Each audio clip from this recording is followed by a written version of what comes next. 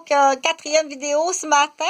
Je vous invite à regarder les premières vidéos que j'ai fait juste avant. Donc, j'étais rendue ici. Il y a plusieurs sujets, dont plusieurs chapitres dont j'ai fait les références. Je l'expliquerai mieux. Donc, mais là, ça commence à être un peu difficile à comprendre, mais je vais essayer de ce qu'on appelle vulgariser le plus possible pour que ce soit facile à comprendre. Donc, je vais faire, il y a deux situations différentes que je vais faire. Je vais faire l'enfant à qui ça fait son affaire. Lui, il est content. Il est content, finalement, là, il est comme, ça n'a pas été difficile là, de se faire aliéner puis de renchérir contre sa mère. Ça a été facile, rapide, il prend les cadeaux, puis il est bien à côté, sur le même genre que son père, ses oncles, ses amis, l'équipe, donc ça a été assez facile.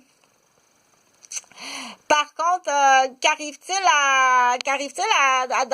dans la situation qu'un enfant, que ça c'est son entourage, c'est son père, ses oncles, le team à son père, mais lui il veut pas devenir un papathème.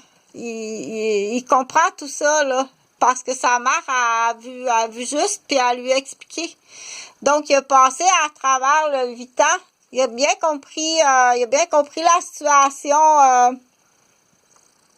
Il a passé à travers son 8 ans rebelle. Il a très bien compris la situation monétaire, les choix monétaires qui sont même à l'inverse.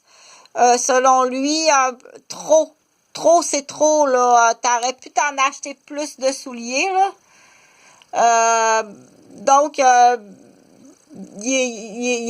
Mais ça reste que c'est là. Ça reste qu'il y a tout le temps ça dans sa vie, dans son cœur, dans sa trahison, dans sa mémoire, dans ses blessures. C'est pas une maladie, ça, c'est cassé. L'épaule est cassée. C'est pas une maladie. Je cherche pas une maladie, là. Donc, c'est sûr, c'est tout le temps en train d'y tirer le bras, puis d'y faire mal, tout le temps y jouer dans le bobo, tout le temps venir jouer dans le bobo. Autrement dit, il détruit son fils. Il va détruire son fils qui est pas avec lui. Donc, les pères, les équipes d'hommes, là, qui donnent naissance, qui ont des enfants, dans le but de détruire la femme, la mère, on appelle ça, c'était prémédité. C'était prémédité, puis tu l'as choisi, c'est facile, elle est facile à démolir. Tu l'as choisi, celle-là, parce qu'elle est facile, puis il y a quelqu'un qui te l'a présentée. C'est pas une rencontre au hasard, là. Il y a quelqu'un qui te l'a présentée. Puis la raison, là, cette raison-là, ben lui, il est dans son équipe, il est dans cette équipe-là, là. Mais ça fait son affaire à eux autres, là. Eux autres, ça fait leur affaire. Piou, piou, piou, piou, piou, piou. Ils piou-pioutent ensemble. Piou, piou, piou, piou, piou, piou, piou. Piou, piou, piou, piou, piou. Fait que ça fait leur affaire de présenter Chantal. On va lui donner son vrai nom. À eux autres. Ça fait une gang de plus, tu sais. Ça va être plus facile parce que tu veux pas qu'elle existe. Le pourquoi, ça, je sais. Le pourquoi, il y a beaucoup de réponses, mais... Le pourquoi, il y a beaucoup de réponses, mais tu veux pas que ça existe, puis tu as essayé souvent de la tuer. De toutes les façons, puis avoir des enfants avec Chantal, c'est tout simplement c'est un outillage de torture. C'est rien d'autre qu'un outillage de torture sur Chantal, Eugène, puis Huguette. Puis ça, tu vas aller en prison à perpétuité. Tu vas prendre l'avion, tu vas faire une petite chanson. Le méchant dragon va prendre un avion jusqu'au Japon où il sera jugé en exécution. On travaille là-dessus. Le plus tôt possible, c'est urgent. Donc, c'est un stencil. Du coup, ça, c'est un stencil. Donc, quand l'enfant veut pas, mais il va quand même être, c'est pas une maladie, ça, c'est une blessure. Puis si t'essayes à tour de rôle, ça coûte très cher, ces blessures-là à guérir, ça coûte très cher. Ça coûte 1000 pièces par jour. 1000 pièces par jour que ça te coûte. Donc, je vais finir la vidéo en disant les membres de la famille de ceux-ci, là, tes moineaux.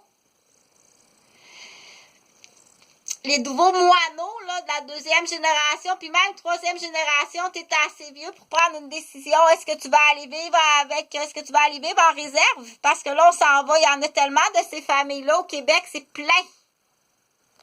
Donc, ça, c'est un plan, c'est qu'on prend toutes les enveloppes, des allocations familiales, on prend les enveloppes des allocations familiales, des plans d'enfants orphelins. Oui, parce que ton père et ta mère, ils vont être exécutés. C'est vraiment pas le fun d'avoir légué ça à ses enfants, là. Ou un plan d'orphelin parce que ton père va être exécuté. Donc, tu manqueras pas d'argent. C'est quelqu'un d'Apétule qui va s'occuper de toi. Tu vas être très heureux. Vraiment heureux. Surtout, premièrement, tu vas être vivant. Parce que quand il veut pas faire partie du groupe, là... donc, ça existe, ça. Demander un divorce de ses parents. Ou si ton père est tellement un mauvais dragon qu'il va aller au Japon puis il va être soumis à une exécution, tu vas avoir une enveloppe d'argent d'orphelin, des subventions d'orphelin, des allocations familiales. Là, c'est pas un rebelle, là. Non, ça, c'est vrai. Tu vas avoir beaucoup d'argent puis tu vas avoir toute la belle équipe d'Apétule qui va s'occuper de toi. Assez d'argent pour aller une fois par année en vacances, en voyage, en avion à Walt Disney. Puis grand-papa puis grand-maman, ils vont venir te voir à la réserve. C'est pas un orphelinat, si on s'en va vers les plans de réserve, les réservistes au Québec.